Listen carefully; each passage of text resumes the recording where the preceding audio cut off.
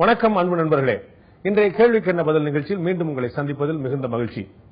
TKS Elangovan தமிழகத்தின் மூத்த அரசியல்வாதிகளில் ஒருவர். திராவிட முன்னேற்ற கழகத்தின் அமைப்பு செயலாளராகவும் அந்த கட்சியின் பாராளுமன்ற உறுப்பினராகவும் இருக்கிறார். அவரை இன்றைய கேள்விக்கு என்ன பதில் நிகழ்ச்சியில் உங்களுக்காக சந்திப்பதில் மிகுந்த மகிழ்ச்சி. வணக்கம் சார். வணக்கம். திராவிட முன்னேற்ற கழகம் தமிழக அரசியல நிறைய வெற்றி தோல்விகளை சந்தித்திருக்கிறது. ஆனா மற்ற தோல்விகளுக்கும் 2011 சட்டசபை தேர்தலில் நேர்ந்த தோல்விக்கும் என்ன வித்தியாசத்தை பார்க்கிறீர்கள்? பொதுவாக சில பிரச்சனைகளை பெரிதுபடுத்தி ஊதி பெரிதாக்கி திராவிட முன்னேற்ற கழகத்தின் மீது பல குற்றச்சாட்டுகளை சொல்லி அதன் மூலம் எதிர்க்கட்சியினர் தட்டி பறித்திருக்கிறார்கள். முக்கியமாக கூட்டணி அமைவதிலே அதற்கு முன்பு திராவிட முன்னேற்ற கழகத்தோடு இருந்த கட்சிகள், அதற்கு முந்தைய தேர்தலிலே இருந்த கட்சிகள் பின்னர் திராவிட முன்னேற்ற கழக அணியை விட்டு விலகி அதிமுக அணியிலே சேர்ந்ததும் ஒரு காரணம். பிரச்சாரம், திராவிட முன்னேற்ற கழகத்துக்கு எதிரான ஒரு பிரச்சாரம், பல்வேறு நல்ல திட்டங்களை தலைவர் கலைஞர் அவர்கள் தலைமையிலே அமைந்த அரசு வழங்கியிருந்த பல நல்ல திட்டங்களை எல்லாம் இந்த பிரச்சாரம், தவறான பிரச்சாரம் மூடி மறைத்து விட்ட காரணத்தினாலே இந்த தோல்வியை நாங்கள் அடைந்தோம். சில பிரச்சனைகளை ஊதி பெரிதாக்குனாங்க சொல்லும்போது நிச்சயமா மின்வெட்டு பிரச்சனை அதுல ஒன்று முக்கியமான காரணமா இருக்கும் நினைக்கிறேன். மின்வெட்டு பிரச்சனை என்பது தமிழ்நாட்டிலே உள்ள பிரச்சனை. குறிப்பாக அந்த 2G பிரச்சனை. 2G பிரச்சனையிலே இதுவரை அது எந்த அளவுக்கு வேகமாகவும் பெரிதாகவும் பேசப்பட்டதோ அந்த அளவுக்கு ஒன்றுமே இல்லை என்கிற நிலையிலே தொடர்ந்து அந்த வழக்குகள் நடைபெற்று வருகிறது. அதிலே சொல்லப்பட்ட தொகை வேறு. அந்த தொகையை மிகப்பெரிய பூதாகாரமாக திராவிட முன்னேற்ற கழகத்துக்கு எதிராக பிரச்சாரம் செய்தார்கள். இல்லாத இழப்பை உருவாக்கி அதை சொன்னார்கள். இப்படி பல்வேறு தவறான பிரச்சாரங்கள் திராவிட முன்னேற்ற கழகத்தின் மீது வைக்கப்பட்ட காரணத்தினால் இந்த தோல்வி. மின்வெட்டு அடுத்த ஒரு காரணம். மாநில அரசு என்று பார்க்கும் பொழுது மின்வெட்டு ஒரு நாளைக்கு ஒரு மணி நேரம் அல்லது 2 மணி நேரம் மின்வெட்டு என்பது அதுவும் எங்களை பாதித்தது. 2G பிரச்சனையில பாத்தீங்கன்னா அது எவ்வளவு தொகை அப்படிங்கிற ஒரு முரண்பட்ட தகவல் இருந்தன அப்படிங்கிறது உங்களுடைய கருத்து, எல்லாருடைய கருத்தும் கூடாது. ஆனால் யாரும் ஒருத்தர் கூட, அதாவது காங்கிரஸ் திமுக அல்லாமல் வேறு யாருமே ஒருத்தர் கூட ஊழல் நடைபெறவில்லை, முறைகேடு நடைபெறவில்லை என்று சொல்லவில்லை. இழப்பு என்பது அரசுக்கு வரவேண்டிய வருவாய் வரவில்லை என்பது.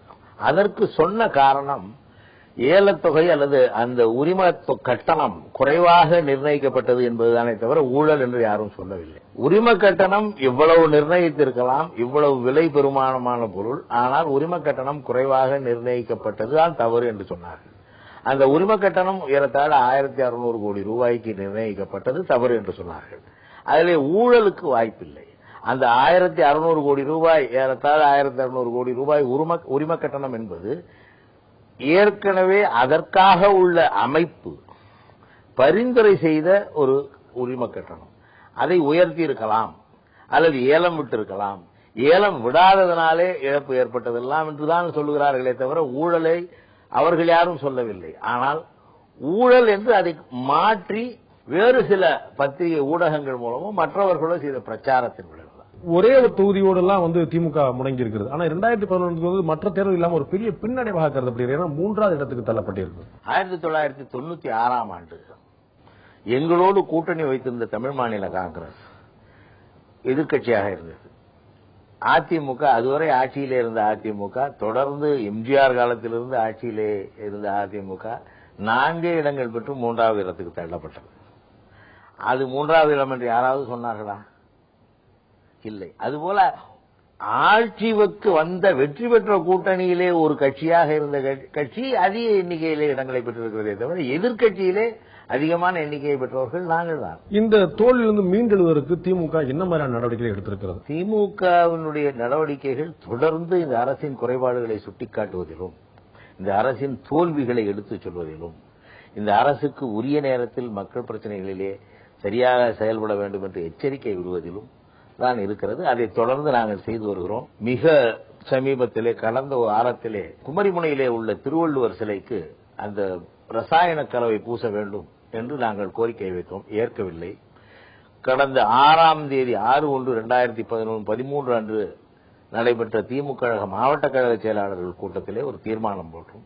19/1/2013 அன்று தலைவர் கலைஞர் தலைமையிலே குமரிமுனையிலே ஒரு ஆர்ப்பாட்டம் நடத்துவது என்று தீர்மானித்தோம். 9ஆம் தேதி அன்று பத்திரிகைகளிலே ஒப்பந்த புள்ளி, அந்த சாயப்பூச்சி, ரசாயன பூச்சி வேலைக்காக ஒப்பந்த புள்ளி கோரப்பட்டு அது 18ஆம் தேதி திறக்கப்பட்டு செயல்படுத்தப்படும் என்று அறிவிப்பு வந்தது. இது திராவிட முன்னேற்ற கழகத்துக்கு கிடைத்த வெற்றி. இதில் நான் 2 கேள்விகள் வைக்க விரும்புறேன். ஒன்னு, 4 ஆண்டுகளுக்கு ஒரு முறை இது போன்ற பராமரிப்பு பணிகள் வழக்கமாகத்தான் இருக்கிறது. இது வழக்கமா நடக்கூடியதான். இது ஏதோ நடக்காமலே வீண் புறக்கணிச்ச மாதிரி ஒரு அரசியல் ஆதாயம் தேட பார்க்கிறார்கள் என்று ஒரு புகார் கூறினார். ஒன்று. இரண்டாவது கேள்வி, திமுக திருவள்ளூர் சிலைக்காக போராடியது போல தமிழர்களின் நலன் சார்ந்த நேரடியான தொடர்புடைய பிரச்சனைகளுக்காக இது போன்ற பெரிய ஆர்ப்பாட்டங்களை அறிவித்திருக்கிறார், நடத்தியதா? அதோடைய நிலைமை என்ன? நிறைய நடத்தி இருக்கிறோம். தமிழ்நாட்டிலே மின்சார கட்டண உயர்வுக்கு ஆர்ப்பாட்டம் நடத்தி இருக்கிறோம். பால் விலை மற்ற பேருந்து கட்டண உயர்வுக்கு ஆர்ப்பாட்டம் நடத்தி இருக்கிறோம். பல கட்டங்களிலும் ஆர்ப்பாட்டம் நடத்தி இருக்கிறோம். இப்பொழுது கூட விவசாயிகள் பிரச்சனைக்கு தொடர்ந்து அந்த மாவட்டங்களிலே, காவிரி படுகை மாவட்டங்களிலே ஆர்ப்பாட்டங்கள் திராவிட முன்னேற்ற கழகத்தின் சார்பிலே நடத்தப்படுகிறது. ஒட்டுமொத்தமாக சிறை நிரப்பும் போராட்டம் ஒன்று நடத்தி அதில் ஏறத்தாழ 2.5 லட்சம் பேர் கைது செய்யப்பட்டு விடுவிக்கப்பட்டிருக்கிறார்கள். அது திமுக பிரமுகர்கள் கைதுக்கு எதிர்த்த போராட்டம் இல்லையா? இல்லை, அந்த திமுக பிரமுகர்கள் கைதும் ஒன்றே தவிர அந்த போராட்டமும் பேருந்து கட்டண உயர்வு, மின்கட்டண உயர்வு, பால் விலை உயர்வு ஆகியவற்றை கண்டித்த போராட்டம் தான். பல காரணங்களில் ஒன்றாக அந்த பிரச்சனை இறங்குது. பால் கட்டண உயர்வுங்கிறது, மின் கட்டண உயர்வுங்கிறது மக்களை நேரடியாக பாதிக்கூடிய விஷயம் அப்படிங்கும் போது அதை பிரதானமாக முன்னெடுத்து செல்லாமல் திமுக பிரமுகர்கள் கைது பற்றி நாங்கள் கவலைப்படவில்லை. திமுக பிரமுகர்கள் கைது செய்யவும் வழக்கை சந்திக்க அவர்கள் தயாராக இருக்கிறார்கள். ஆனால் ஒரு சிவில் வழக்கிலே குண்டர் சட்டத்தை பயன்படுத்தி அமைச்சர்களாக இருந்தவர்களை எல்லாம் தவறான முறையிலே குண்டர் சட்டத்தை பயன்படுத்தி கைது செய்ததை தான் நாங்கள் கண்டித்து ஆர்ப்பாட்டம் நடத்துறோம். அது சட்டபூர்வமாக தவறு என்பதை உயர்நீதிமன்றம் எல்லா வழக்குகளிலும் அரசு செய்தது தவறு என்று சொல்லி குண்டர் சட்டத்திலே கைது சட்டம் செய்யப்பட்டவர்கள் அனைவரையும் விடுவித்திருக்கிறது. எனவே அந்த போராட்டத்தில் ஒரு நியாயம் இருக்கிறது. முதல்ல கேட்ட அந்த கேள்வி, திருவள்ளூர் சிலைக்கு 4 ஆண்டுகளுக்கு ஒரு முறை, திருவள்ளூர் சிலைக்கு 4 ஆண்டுகளுக்கு ஒரு முறை பூச்சி வேலை நடைபெற வேண்டும் என்பது உண்மைதான். அதற்காக காத்திருக்க முடியாது. வீட்டுக்கு பொங்கல் தினத்திலே நாம் சுண்ணாம்பு பூசுவோம் என்பதற்காக வீடு சிதிலமடைந்து விட்டால் பொங்கல் வரை காத்திருக்க முடியுமா? இன்றைக்கு அந்த சிலை இருக்கிற நிலையை பாருங்கள். அந்த சிலைக்கு மிக அவசர தேவையாக அந்த ரசாயன பூச்சி தேவை. ரயில் கட்டணம் உயர்த்தப்பட்ட போது திமுக தலைவர் பஸ் கட்டணத்தை உயர்த்தலாம், ரயில் கட்டணத்தை உயர்த்தக்கூடாது அப்படின்னு கேட்டார். ஒரு எதிர்க்கட்சியுடைய தலைவர், மக்கள் நலனுக்காக போராடக்கூடியவர், இது மாதிரி அவங்க கருத்தை வெளியிட்டது சரியான விஷயம் நான் பாக்குறீங்களா? வெந்த புண்ணிலே வேல் என்று ஜெயலலிதா சொன்ன பிறகு ஜெயலலிதாவுக்கு சொன்ன பதிலே தவிர அது மத்திய அரசுக்கு சொன்ன பதில் அல்ல. அதே போல சில்லறை வர்த்தகத்தில் அந்நிய நேரடி முதலீடுக்கான எதிர்ப்பும் வலுவாக நீங்கள் பதிவு செய்ய, குறிப்பாக நீங்களே கூட உங்களோட நாடாளுமன்றத்தில் பேசுனீங்க, TR பாலுவும் பேசினார். அந்த பிரச்சனையில மத்திய அரசுக்கு ஆதரவு தெரிவித்துவிட்டு, அந்த மசோதா நிறைவேறுவதற்கு ஒத்துழைப்பு தெரிவித்துவிட்டு அந்த அந்நிய அதை சரியாக பலரும் புரிந்து கொள்ளவில்லை. அந்நிய நேரடி முதலீட்டை நாங்கள் எதிர்த்தோம். எதிர்த்தவுடன் மத்திய அரசு என்ன சொன்னது என்றால், சில மாநிலங்கள் அதை விரும்புகிறார்கள், ஒட்டுமொத்தமாக நாங்கள் எப்படி தடுப்பது? எனவே அந்தந்த மாநிலங்கள் அதை செயல்படுத்துகிற நிலையை நாங்கள் உருவாக்கி விடுகிறோம். இது ஒரு எனேபிளிங் புரோவிஷனாக வைத்துக் கொள்வோம். எந்த மாநிலம் வேண்டும் என்று விரும்புகிறார்களோ அவர்கள் வைத்துக் கொள்ளட்டும் என்றார்கள்.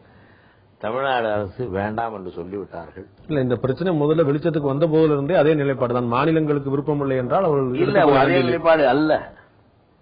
அதைத்தான் சொல்கிறேன். ஆரம்பத்திலே எல்லோரும் அதை ஏற்றுக்கொள்ள வேண்டும் என்கிற நிலைப்பாடு. பல கட்சிகள் எங்களுடைய தொடர்ந்த வற்புறுத்தல்களால் இதை மாநில அரசுக்கு விட்டு விடுகிறோம் என்று சொன்னார்களே தவிர, முதலிலே மாநில அரசுகள் விரும்பினால் இதை செயல்படுத்தலாம் என்பது முதல் ஆரம்ப கட்டத்திலே அந்த நிலை அல்ல. மத்திய அரசுடைய அனுமதியின் பேரில் வால்மார்ட் இங்க வந்திருக்கிறதா, தமிழக அரசுடைய அனுமதியின் பேரில் நீங்க வந்திருக்கிறதா? எந்த மாநில அரசும் வால்மார்ட் நிறுவனம் அவரை விரும்பாவிட்டால் அங்கே வால்மார்ட் நிறுவனம் வராது என்பதுதான் விதி. இப்பொழுது இங்கே வந்திருக்கிறது என்றால் தமிழக அரசின் அனுமதியின்றி வர முடியாது. 2004 இருந்து மத்திய அரசு ஒரே அரசு இருக்கும்போது, ஒரே கூட்டணி அரசு இருக்கும்போது இந்த பொருளாதார சரிவுக்கு காரணம் மத்திய அரசு தான் என்பது உங்களுக்கு உடன்பாடு இல்லையா? இன்றைய பொருளாதாரம் உலகம் தழுவிய பொருளாதாரமாக மாறிவிட்ட காரணத்தினால் அடிப்படையிலே அது தவறு. இந்த உலக வர்த்தக மையத்தின் ஒப்பந்தத்திலே கையெழுத்து போட்டது தவறு என்று நாங்கள் மிக தெளிவாக சொல்லி இருக்கிறோம். இந்த தாராளமயமாக்கும் உலக பொருளாதார சிந்தனைக்கு உங்களுடைய கட்சியைச் சேர்ந்த முன்னாள் அமைச்சர் முரசொலி மாறனும் ஒரு உறுதுணையாக இருந்தார் என்றால் மறுப்பீர்களா? ஒப்பந்தம் 94ஆம் ஆண்டே கையெழுத்திடப்பட்டது. முரசொலி மாறன் 96ஆம் ஆண்டு தான் அமைச்சராக சேர்ந்தார், அதுவும் அந்த துறைக்கு. 2014 லோக்சபா பொதுத் தேர்தலுக்கு திமுகவின் வியூகம் என்ன? இன்றைக்கு இந்த ஆட்சியாளர்களின் தவறுகளை சுட்டிக்காட்டும் பணியிலே நாங்கள் இருக்கிறோமே தவிர நாடாளுமன்ற தேர்தலுக்கு வியூகம் வகுக்கும் நிலைக்கு நாங்கள் இன்னும் வரவில்லை. கடந்த தேர்தலில் உங்களை விட்டு கட்சிகள் கூட்டணி கட்சிகள் விலகியது ஒரு காரணமாக இருந்தது குறிப்பிட்டு அந்த கட்சிகள் திரும்ப சேகரிக்க ஏதாவது முயற்சி பண்ணுவீங்களா? கடந்த தேர்தலிலே எங்களை விட்டு விலகிய கட்சிகள் கடந்த நாடாளுமன்ற தேர்தலிலேயே விலகிவிட்டார்கள். அந்த தேர்தலையும் நாங்கள் அவர்கள் இல்லாமல் தான் சந்தித்தோம். எனவே அவர்கள் இருக்க வேண்டும் என்பது ஒரு பெரிய எங்களுடைய முயற்சியாக இருக்காது. தேமுதிக உங்களோட கூட்டணி சேர்ந்து விரும்புவீங்களா? அது அந்த நேரத்தில் தேமுதிக திமுகவோடு இருக்க வேண்டும் என்று விரும்பினால் அது குறித்து பேசுவோம். அந்த விருப்பம் திமுக தரப்பிலிருந்து வருமா தேமுதிக தரப்பிலிருந்து வருமா? அந்த சூழ்நிலையை பொறுத்து தேமுதிக தரப்பிலிருந்தும் வரலாம் திமுக. ஏனென்றால் கூட்டணி என்பது திராவிட முன்னேற்ற கழகத்தை பொறுத்தவரை அது இன்றைக்கு மிகப்பெரிய கட்சிகளிலே ஒன்று. எந்த கூட்டணிக்கும் தலைமை வகிக்கிற கட்சி. எனவே சாதாரணமாக இதுவரை கூட்டணி குறித்த வேண்டுகோள்கள் எல்லாம் சிறிய கட்சிகளிடமிருந்துதான் வந்திருக்கின்றன. அந்த வகையில் தேமுதிக விரும்பினால் நாங்கள் அவர்களோடு இணைந்து பணியாற்ற தயாராக இருப்போம். திமுக தலைவர் பற்றி ரொம்ப ஒரு மென்மையான கருத்தை ஸ்ரீவில்லிபுத்தூர்ல விஜயகாந்த் தெரிவித்தார். அதே போல உங்களுடைய தலைவர் கருணாநிதி அவர்கள் குறிப்பிடும் போது தேமுதிகவிலேயே திமுகவும் இருக்கிறது என்று குறிப்பிட்டார். இதெல்லாம் கூட்டணி அமைவதற்கான அதிக வாய்ப்புகள் இருப்பதற்கான அடையாளம் என்று சொல்லலாம். தேமுதிக எங்களுக்கு எதிர்க்கட்சி அல்ல. இன்றைக்கு அவர்கள் ஆளுங்கட்சிக்கு எதிர்க்கட்சியாக இருக்கிறார்கள். ஆளுங்கட்சி கூட்டணியிலே வெற்றி பெற்றாலும் ஆளுங்கட்சியால் அவமானப்படுத்தப்பட்டிருக்கிறார்கள். இன்றைய சூழ்நிலையிலே அவர்கள் ஆளுங்கட்சியின் தவறுகளை சுட்டிக்காட்டி பிரச்சாரம் மேற்கொண்டிருக்கிறார்கள். இந்த சூழ்நிலையிலே இயல்பாகவே எதிர்க்கட்சிகள் ஒன்று சேரும் பொழுது அவர்களும் எங்களோடு சேருவதற்கான பல வாய்ப்புகள் இருக்கின்றன. அவர்கள் நாங்கள் ஆளுங்கட்சியாக இருந்து அவர்கள் எதிர்க்கட்சியாக இருந்தால் ஒருவேளை அது நடைபெறாமல் இருக்கலாம். இப்பொழுது நாங்களும் எதிர்க்கட்சி அவர்களும் எதிர்க்கட்சி என்ற நிலையிலே ஆளுங்கட்சிக்கு எதிரான ஒரு வலிமையான கூட்டணி அமைய வேண்டும் என்றால் நாங்கள் இருவரும் இணைந்து கூட்டணி அமைப்பதற்கான வாய்ப்பு சாத்தியக்கூறுகள் இருக்கின்றன. ஒரு 6 மாதத்திற்கு முன்னால் வரை உங்களையும் கடுமையாக எதிர்த்த கட்சி தான் தேமுதிக என்பதை மறுக்க முடியுமா? மறுக்கவில்லை. இந்த காலத்திலும் அரசியலிலே எங்களை மிக கடுமையாக எதிர்த்த கட்சி தேமுதிக தான். இன்றைக்கு எங்களை மிகுந்த அளவிலே பாராட்டிவிட்டு இன்றைக்கு மிக கடுமையாக எதிர்க்கின்ற கட்சிகள் மதிமுக இடதுசாரி கட்சிகள் போல அவர்களும் அரசியலிலே ஒரு நிலைப்பாட்டை அன்று வைத்திருந்தார்கள், இன்றைக்கு வைத்திருக்கிறார்கள். விஜயகாந்தை பற்றி திமுக தலைவர் பேச மறுத்த காலம் கூட இருந்தது. அவரை பற்றி நான் பேச விரும்பவில்லை, நோ கமெண்ட்ஸ் என்று பலமுறை குறிப்பிட்டிருக்கிறார். அது விஜயகாந்துக்காக சொன்ன சொல் அல்ல, விஜயகாந்தின் குற்றச்சாட்டுக்காக சொன்ன சொல்லாகத்தான் இருக்கும். தலைவர் கலைஞர் அவர்கள் எந்த குற்றச்சாட்டும் அதில் ஏதேனும் ஆதாரம் இருக்கும் போல ஒரு தோற்றம் இருந்தால் அதற்கு உரிய விளக்கத்தை அவர் கொடுக்க, அது விஜயகாந்தாக இருந்தாலும் சரி இடதுசாரிகளாக இருந்தாலும் சரி தலைவர் கலைஞர் அவர்கள் தயங்கியதில்லை. மதிமுக பாமக இடதுசாரிகள் போன்ற கட்சியோட கூட்டணி வைப்பதற்கும் தேமுதிகவோட கூட்டணி வைப்பதற்கும் அடிப்படையில் ஒரு வித்தியாசம் இருக்கு. ஏன்னா தேமுதிக தலைவர் விஜயகாந்த் தொடர்ந்து நான் முதல்வராக போகிறேன், நான் ஆட்சி அமைக்க போகிறேன் என்று வலியுறுத்திக் கொண்டே வருகிறார். அவரோட கூட்டணியும் மற்றவரோட கூட்டணியும் சமமாக இருக்கக்கூடிய வாய்ப்பு இருக்கிறதா? இந்த கூட்டணி பெரிய நெருடல்களை ஏற்படுத்தாதா? மதிமுக பொதுச் செயலாளரும் தான் முதலமைச்சராக வேண்டும் என்ற எண்ணத்திலே தான் சொன்னார். டாக்டர் ராமதாஸ் எங்கள் கட்சி ஆட்சி அமைக்கும் என்று சொன்னார். பல பேர் கட்சி ஆரம்பித்தவர்கள் முதலமைச்சராக வேண்டும் என்ற ஆசையை வெளிப்படுத்தியே இருந்திருக்கிறார்கள். அதிலே அவர்கள் இது போன்ற அவர்கள் ஒரு கட்சி ஆரம்பிக்கும் பொழுது அவர்களே எண்ணி சொல்லலாம் அல்லது அவர்களுடைய தொண்டர்களுக்கு ஒரு உற்சாகம் கொடுப்பதற்காக சொல்வதா என்பதெல்லாம் என்னால் சொல்ல முடியாது. ஆனால் கட்சி ஆரம்பிப்பது என்பது மக்கள் பணியாற்றுவதற்கே தவிர முதலமைச்சராக ஆவதற்கு அல்ல. கட்சி ஆரம்பிக்கிறோம் என்றால் அது பொதுமக்கள் நலனுக்காக, கொள்கையை சொல்வதற்காக அல்லது அவர்களும் சார்பிலே போராடுவதற்காக அல்லது சமுதாய ஏற்றத்தாழ்வுகளை களைவதிலே அவர்களுக்கு நன்மை ஏற்பட செய்வதற்காக இப்படி மக்கள் பணிக்காகத்தான் அரசியல் கட்சிகள் ஆரம்பிக்கப்பட வேண்டும். அதை மக்கள் ஏற்றுக்கொண்டு தேர்தலிலே நமக்கு அதிக வாக்குகளை அளித்து ஆட்சியிலே அமர்த்தினார்கள் என்றால் நல்லது. அமர்த்தவில்லை என்றால் அதற்காக நாங்கள் முதலமைச்சர் ஆகவில்லை என்றால் கட்சியை கலைத்து விடுவோம் என்று சொல்ல முடியுமா? அது போன்ற ஒன்றுதான். விஜயகாந்துடைய முதல்வர் ஆசை நிராசையாகும் என்று நினைக்கிறீர்களா? அவருடைய வளர்ச்சி அல்லது மக்கள் அவர் மீது வைத்திருக்கிற நம்பிக்கை அல்லது மற்ற கட்சிகள் மீது மக்களுக்குள்ள கோபம் இவற்றை பொறுத்துதான் ஒரு கட்சி ஆட்சிக்கு வருவதும் வராமல் இருக்கும். ஏன் நான் தேமுதிக பிரிச்சு பாக்குறேன் அப்படின்னா, மற்ற கட்சிகள் ஒப்பந்தங்கள்லாம் போடும்போது 2 தலைவர்களும் ஒன்னா இருந்து பாக்குறது கையெழுத்து போறதெல்லாம் வழக்கமா இருக்குது. ஆனா கடந்த முறை அதிமுகவோட கூட்டணி அமைத்த போது தேர்தல் உடன்படிக்கையில 2 தலைவர்களும் ஒன்னா கையெழுத்து போடல. இவர் தமிழக முதல்வர் அவருடைய வீட்டுல இருந்து போட்டாங்க, அதே மாதிரி தேமுதிக தலைவர் அவருடைய வீட்டுல இருந்தே போட்டார். 2 தலைவரும் சேர்ந்து ஒரு பொதுக்கூட்டத்தில் பங்கேற்பதாக இருந்தது. ஆனா அந்த பொதுக்கூட்டத்திலே அவர் பங்கேற்கல. இது போல சில விஷயங்களை சமமா அமர்வதையோ அல்லது 4-5 இருக்கைகள் தள்ளி அமர்வதோ தவிர்த்துக்கிட்டே வந்திருக்கிறார் அவர். அது மாதிரியான விஷயங்கள் திமுகவுடன் தொடர்பு கொள்ளப்பட்டால் ஒரு நெருடலை ஏற்படுத்தாதா என்பது என்னுடைய கேள்வி. அந்த ஒப்பீடு என்பது திமுக இருக்கிற இடத்திலே நீங்கள் அதை ஒப்பிட்டு பேச முடியாது. அதிமுக தலைவியின் நிலைப்பாடு என்பது அரசியலிலே நாம் பார்த்திருக்கிறோம். திமுக தலைவர் எந்த அளவுக்கு அடுத்த கட்சி தலைவர்களை மதிக்கிறார் என்பதும் எல்லோருக்கும் தெரிந்தோம். அந்த தலைவர்களுக்கே தெரியும். திமுக கூட்டணியில் விஜயகாந்துக்கு சிவப்பு கமல வரவேற்பு காத்திருக்கிறது என்று சொல்லலாம். நான் கூட்டணி என்றே போகவில்லை. எதிர்க்கட்சிகள் சில நேரங்களிலே ஒன்று கூடி ஆளுங்கட்சியின் அராஜக போக்குக்கு எதிராக இணைவது என்பது ஒரு சாதாரண நடவடிக்கை. அந்த வகையிலே அதற்கான வாய்ப்பு இருக்கும் என்று சொன்னேனே தவிர கூட்டணி நிறைவடைந்து விட்டது, முடிந்து விட்டது, பேச்சுவார்த்தைகள் தொடங்கிவிட்டன என்பது போன்ற கேள்வி எல்லாம் எனக்கு தெரிந்து இல்லை. 2004 காங்கிரஸோடு திமுக ஒரு வலுவான கூட்டணியை வைத்திருக்கிறது. இவ்வளவு பிரச்சனைகளுக்கு பிறகு, இவ்வளவு குற்றச்சாட்டுகளுக்கு பிறகும் காங்கிரஸோடு அப்படி கூட்டணி வைத்தாக வேண்டிய நிர்பந்தம் என்ன? திமுக நிர்பந்தம் ஒன்றும் இல்லை. இதை நாங்கள் பலமுறை வெளிப்படையாக எங்கள் தலைவர் சொல்லியிருக்கிறார். ஒரு ஆட்சி, மத்திய அரசு ஒரு நிலைத்த தன்மையுடைய அரசாக அமைய வேண்டும் என்பதுதான் நிர்பந்தம். அது நிர்பந்தம் அல்ல. எனவே இந்த சூழ்நிலையிலே மத்தியிலே இருக்கிற ஆட்சி ஒரு நிலையான ஆட்சி, ஸ்திரத்தன்மை வாய்ந்த ஆட்சி என்பதை நாம் காட்டித்தான் ஆக வேண்டும். அவர்களை எதிர்க்கிறோம், அவர்களை விமர்சிக்கிறோம். அவர்கள் நாடாளுமன்றத்திலே கடுமையாக நானே பேசியிருக்கிறேன். அவர்களுடைய செயல்பாடுகள் தவறு என்று சுட்டிக்காட்டி இருக்கிறேன். இரண்டாவது, யார் வருவார்கள், அப்படி வருகிறவர்கள் எப்படிப்பட்ட ஆட்சியை தருவார்கள், அல்லது அவர்களோடு ஒத்துப்போக முடியுமா என்பதெல்லாம் கேள்வியாக இருக்கிறது. ஆனால் காவிரி பிரச்சனை ஆகட்டும், முல்லை பெரியார் பிரச்சனை ஆகட்டும், இலங்கை தமிழர்கள் பிரச்சனை ஆகட்டும், தமிழக மீனவர்கள் பிரச்சனை ஆகட்டும், எந்த பிரச்சனையிலுமே மத்திய அரசை திமுக கடுமையாக விமர்சித்து வருகிறது. நீங்களே சொன்னது போல அவருடைய செயல்பாட்டை, இவ்வளவு விமர்சனங்களை தாண்டி அவர்கள் தவறு செய்கிறார்கள் என்பதை திமுகவை ஏற்றுக்கொண்டும் கூட அவர்களை ஆதரிக்கணும். மக்கள் நலனுக்காக இல்லாமல் நிலையான ஆட்சியில் இருந்தால் என்ன, இல்லாவிட்டால் என்ன? பொருளாதார வீழ்ச்சி சரிவு ஏற்பட்டிருக்கின்ற நிலையிலே ஒரு ஆட்சி மாற்றம் கூட அந்த சரிவை அதிகரிக்கும், அல்லது ஆட்சியின் நிலையாத தன்மை கூட அந்த பொருளாதார சரிவை மேலும் அதிகரிக்கும். அது பொதுமக்களை ஒட்டுமொத்தமாக பாதிக்கும் என்ற வகையிலே சொன்னேனே தவிர இந்த பிரச்சனைகளுக்காக நாங்கள் குரல் கொடுத்திருக்கிறோம். மாநில அரசு பல விஷயங்களில் செய்த தவறுகளின் காரணமாக ஏற்பட்ட நிலைப்பாட்டை மக்கள் மறந்து விடுகிறார்கள். இந்த பிரச்சனை, காவிரி நீர் பிரச்சனை குறிப்பாக, அதிமுக அரசு தன்னுடைய பாசனத்துறை அமைச்சரை நேரடியாக கர்நாடக அமைச்சரை அல்லது முதலமைச்சரை சந்திக்க செய்து அதன் மூலம் தீர்வு கண்டிருக்க வேண்டிய ஒரு பிரச்சனையை ஒரு பெரிய பூதாகாரமான பிரச்சனையாக ஆக்கி, கர்நாடகத்திலே உள்ள மக்களை நம்முடைய எதிரிகளாக்கி, எதிரிகளை எல்லாம் ஒன்றுபடுத்தி இன்றைக்கு நம்முடைய விவசாயிகள் துன்பத்திலே தள்ளப்பட்டு விட்ட நிலைக்கும், இன்றைக்கு தற்கொலை செய்து ஒரு நிலைக்கும் ஆளாக்கி இருப்பது அதிமுக அரசின் தவறான செயல்பாடே தவிர இல்லை மத்திய அரசு செய்வதற்கு ஒன்றுமில்லை. மத்திய அரசு அழைத்து பேசியிருக்கிறார்கள், 2 முதலமைச்சர்களையும் அழைத்து பேசியிருக்கிறார்கள், காவிரி கண்காணிப்பு ஆணைய கூட்டத்தை நடத்தியிருக்கிறார்கள். உச்சநீதிமன்ற தலையீடும் இருக்கிறது.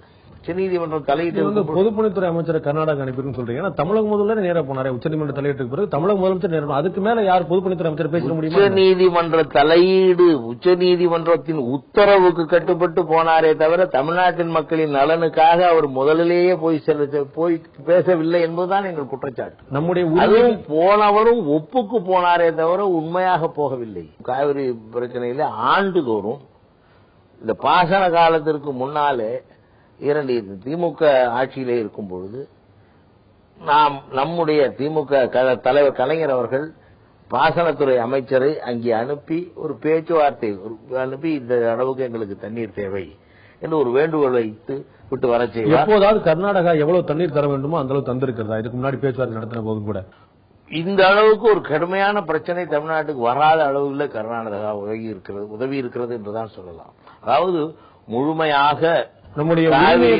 ஆணையத்தின் தீர்ப்பு எந்த அளவுக்கு சொல்லி இருக்கிறதோ அந்த அளவுக்கு அவர்கள் தரவில்லை. அதுதான் இப்பொழுது பிரச்சனையாக இருக்கிறது. இது குறித்த வழக்கு அங்கே நடைபெற்றுக் கொண்டிருக்கிறது உச்சநீதிமன்றத்தில். இன்னும் இந்த சூழ்நிலையிலே பிரச்சனை இல்லாமல் நாம் தவிர்த்திருக்கிறோம் என்றால் அது 2 மாநில அரசுகளுக்கும் உள்ள நட்பு உறவின் அடிப்படையிலே நாம் பிரச்சனையை அதிகரிக்க விடாமல் செய்திருக்கிறோம். அதிமுக அரசு அமைந்த காலத்திலெல்லாம் பிரச்சனை உருவாகி இருக்கு. நம்முடைய உரிமைகளை தட்டி பறிப்பதுடன் எது மாதிரியான உறவு வைத்துக் கொள்வது என்று நீங்கள் சொல்லுங்கள். அண்டை மாநிலத்தை மதிக்க வேண்டும். தான் முதலமைச்சர், மற்றவர்கள் எல்லாம் சாதாரணமானவர்கள் நினைக்கக்கூடாது. அந்த எண்ணம் தமிழக முதல்வர் ஜெயலலிதாவுக்கு உண்டு. கர்நாடக அரசு தமிழக அரசை மதிக்கிறதா? கட்டாயமாக போய் கேட்ட நேரத்திலெல்லாம் தண்ணீர் வழங்கி இருக்கிறார்கள். பிரச்சனையை சுமூகமாக தீர்வு காண்பதற்கு என்ன செய்ய வேண்டுமோ அது செய்திருக்கிறார்கள். சொல்ல போனால் உங்களுக்கு ஒன்று நினைவு இருக்கும் என்று நினைக்கிறேன். கர்நாடகத்திலே பெங்களூருவிலே திருவள்ளுவர் சிலை அமைக்கும் பொழுது அந்த மக்கள் பெரிய அளவிலே எதிர்த்தார்கள். ஆனால் அங்கே இருந்த முதலமைச்சர் நம்முடைய எங்கள் தலைவர் கலைஞர் அவர்களோடு பேச்சுவார்த்தை நடத்தியதன் விளைவாக சுமூகமாக அந்த பிரச்சனைக்கு தீர்வு காணப்பட்டது. காவிரி பிரச்சனையிலே போதிய தண்ணீர் இல்லை என்று காரணம் சொல்கிறார்களே தவிர தண்ணீர் தர வேண்டிய தேவை இல்லை என்று அவர்கள் சொல்லவில்லை.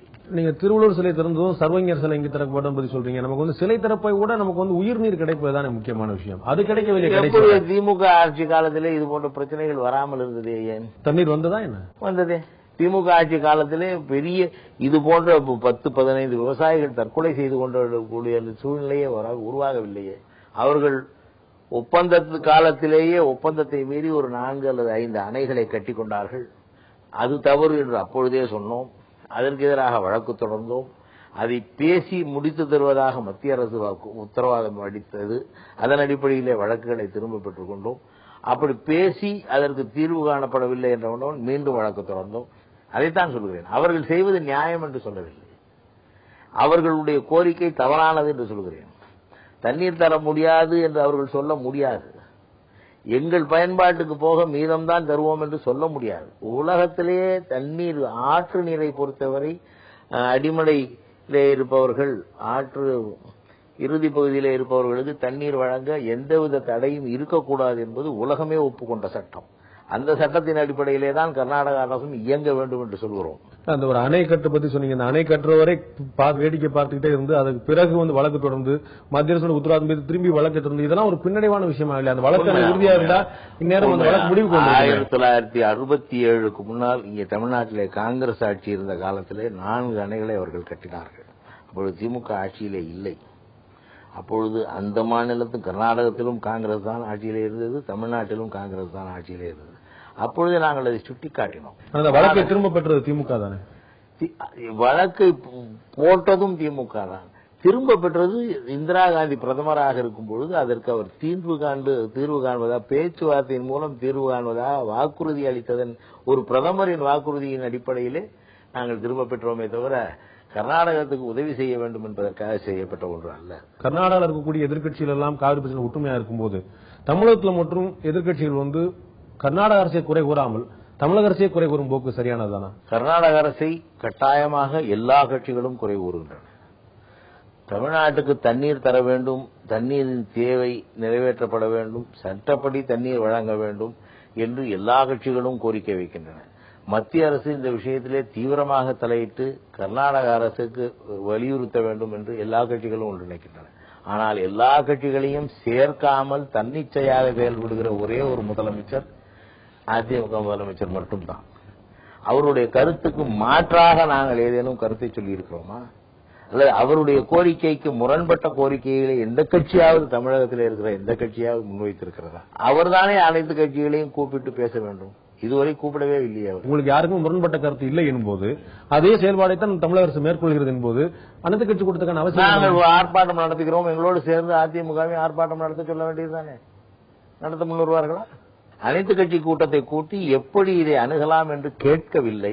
எப்போதுமே ஆளுங்கட்சியை அனுசரித்து எதிர்க்கட்சிகள் செல்ல வேண்டுமா, எதிர்க்கட்சியை அனுசரித்து ஆளுங்கட்சிகள் செல்ல வேண்டுமா? ஆளுங்கட்சி என்பது அன்றைய அந்தஸ்தே தவிர அது ஒரு தகுதி அல்ல. அரசியலிலே ஆளுங்கட்சியாக இன்றைக்கு இருக்கிறார்கள். ஆனால் அனுபவத்திலே அவரை விட மூத்த முதலமைச்சர் இருந்தவர் தலைவர் கலைஞர். அவரை கேட்பதில் என்ன தவறு? காவிரி பிரச்சனையில் இறுதி தீர்ப்பு வெளியிடப்பட்ட போது திமுக தான் இங்க தமிழகத்தில் ஆட்சியில் இருந்தது. அப்போது அரசியலில் வெளியிடல, அரசியல் வெளியிட ஒரு சம்பிரதாயமான விஷயம் தான் அப்படின்னு சொல்லிட்டு அப்போது பொதுப்பணித்துறை அமைச்சர் துரைமுருகன் கூறினார். இன்று வரை அதற்காக கடுமையாக போராடி கொண்டிருக்கிறோம். அப்போதே நீங்கள் உறுதியான நிலைப்பாடு இருந்தால் இந்த பிரச்சனை இவ்வளவு தூரம் விசுவரமாக இருக்காதா? அரசியலில் வெளியிடுவது என்பது ஒரு சடங்காகத்தான், உண்மையிலே அது ஒரு சடங்கு தான் வெளியிட வேண்டும் என்பது.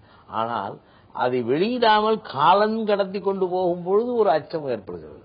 நாளைக்கு அது மாறுதலுக்கு ஆளாகிவிடுமோ, அல்லது அது வேறு அரசுகள் அமையும் பொழுது அதில் சிக்கல் வந்து விடுமோ என்றெல்லாம் அச்சப்படும் பொழுது அதை வலியுறுத்த வேண்டிய கட்டாயத்துக்கு ஆளாகிறோம். எப்பொழுதுமே அரசுகள் சட்டத்தை மதிக்க வேண்டும், தீர்ப்புகளை மதிக்க வேண்டும். நீங்கள் அப்போது மத்தியிலும் மாநிலத்திலும் ஆட்சியில் இருந்தபோது அதை சுலபமாக கொண்டு வந்திருக்கலாமே அந்த அரசியல். அது ஒரு பெரிய பிரச்சனையாக நாங்கள் கருதவில்லை. ஆனால் இப்பொழுது வேறு மாதிரியான மாற்றங்கள் ஏற்பட்டு விடுமோ என்ற ஐயம் வரும்போது அது அரசியலில் வெளியிட வேண்டும் என்று வலியுறுத்துகிறோமே தவிர அது ஒரு சடங்காகத்தான் நாங்கள் அப்பொழுது கருதுகிறோம்.